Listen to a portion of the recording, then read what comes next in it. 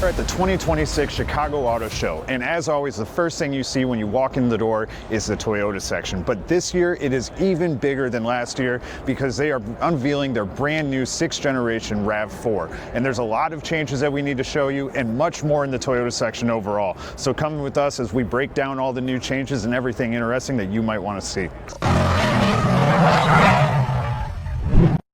So the star of the show for the Toyota section in 2026 has to be the RAV4 GR. It's much more sporty, much more aggressive, and it looks a lot better. It is also the fastest SUV in the Toyota lineup with 326 horsepower, but it goes 0 to 60 in about 5.5 seconds.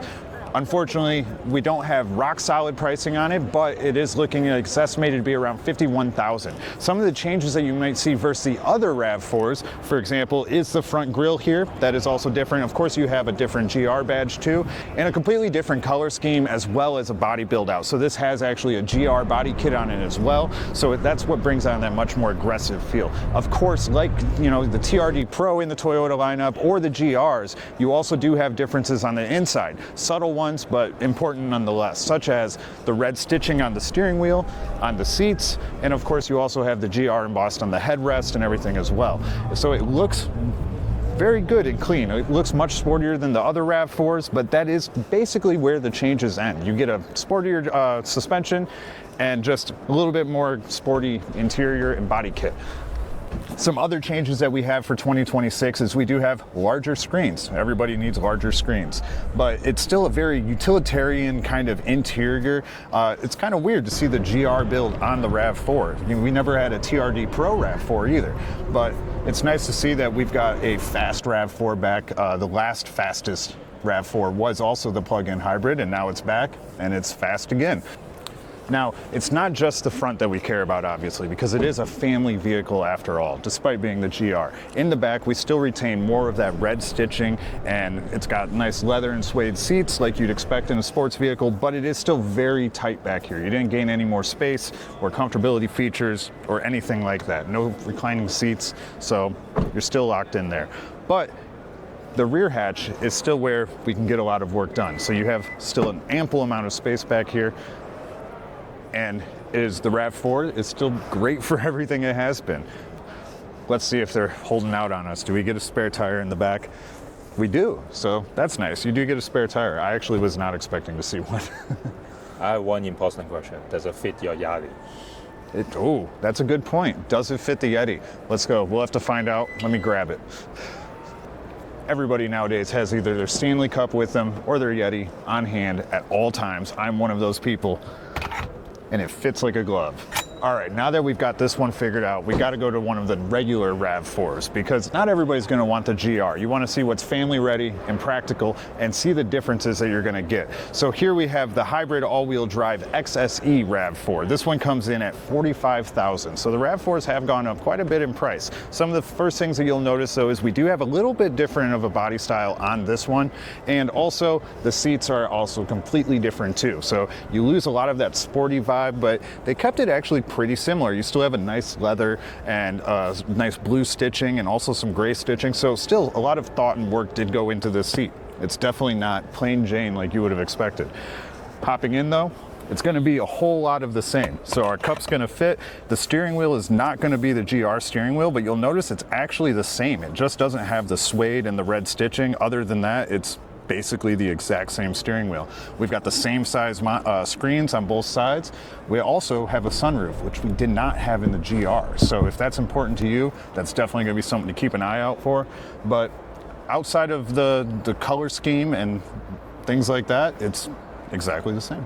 Now, one cool thing about the RAV4 is despite there not being that off-road focused trim or the TRD trim like you may see, and that's typically your off-road focused, now all the new RAV4s are off-road ready, they claim. So they're coming with all-terrain tires straight from the factory already, and they've got more of your off-road focused drive modes as well. So you can see right over here on the right, we have dedicated trail and snow buttons. So obviously they're catering to those people that want to go off-road and adventure a little bit.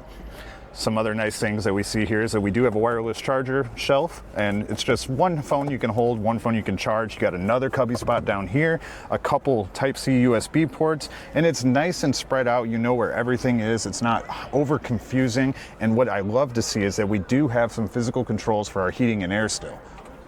Big fan of that. Let's see what else we got in this Toyota section though before we move on to the next. Now, before we get to the final RAV4 in the new lineup, we have to go over some of the other gems in the Toyota section, because it's not all just about the SUVs and what's new in the TRD or GR lineup, because there are a lot more that we do care about, such as the Corolla. And this new hatchback Corolla is definitely a gem. It looks great with the white wheels, the orange body, and then also, of course, it's a hatchback, which we do love. Now, some downfalls is you can definitely not get it in a manual any longer, but there are some key differences, such as in this one you do have bucket seats, and you know they're pretty nice. They look good. Obviously, they carry that orange stitching throughout the seats, throughout the boot, and elsewhere on the dash. It looks pretty good, even on the door panels. Also, we got a very nice spoiler in there. Love to see that. However, Toyota's been doing this for a long time, and they still can't manage to hide that thing where it belongs, huh? But that's just the sporty Corolla. Here we've actually got the one that cares about your pocket. This one is the LE, comes in at $25,000, and is just a good, solid, reliable car. The reason why people buy Toyotas in the first place. In this one, you're not getting a whole lot of fancy stuff, but you've got nice cloth seats, decent sized infotainment center, and just a vehicle that works. Even manual controls for your seat, so nothing too fancy, but it also won't break the bank. If you did want to step up a little bit, here we have the SE.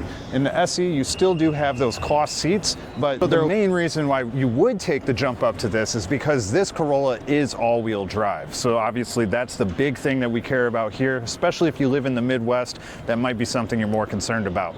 Now, my favorite part about the Toyota section is always the prototypes. So they do have two prototypes over here that I have to show you before we do get to that final RAV4. I spoke, not two prototypes. We do get one, and it might surprise you because typically the Camry is your grandma's car. You're gonna take it to the grocery store and you're gonna baby it the whole way. Not this Camry. This is not your grandma's Camry. So this one is based on the 2025 Camry Hybrid. This is the Camry GTS concept. So it doesn't have an engine upgrade. You're still looking at about 232 total horsepower, but you've got a lowered ride height by 1.5 inches or so. You've got upgraded brakes, upgraded suspension, and overall, a meaner looking vehicle overall. So I like it a lot. You'll have to let me know what you think. Is this a Camry you'd be willing to hop in, or are you gonna stick with your Ferrari? Let me know in the comments down below, and let's check out this last RAV4. Toyota has brought something that's more off-road focused and for all the adventurers out there. So that is this here, the Woodland trim, which is actually part of the plug-in hybrid lineup for the RAV4 this year. So it is one of the attractive options for the people that are looking for that. So here we have that in a new color and also a little bit more rugged appearance. It really reminds me of is the Tremor, because you're gonna notice a lot of those similar features going around, even right here in the grille.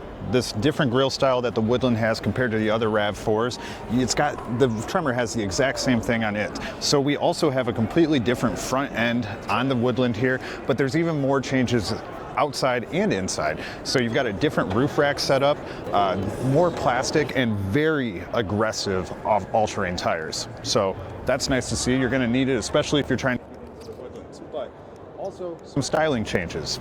So we've got, again, more Tremor style seats. The seats look very similar, and they also use this bronze and orange stitching and side panels, and then a little bit of embossed here. We got some bronze on the steering wheel, some bronze right there in the center console, some rubber floor mats, and then that's about it for the inside. But then when you go to the rear, also, straight from the factory, we're going to have a tow hitch as well. So it's nice to see that too. That makes it much more capable and actually usable right away for a lot of people, especially not having to add that on.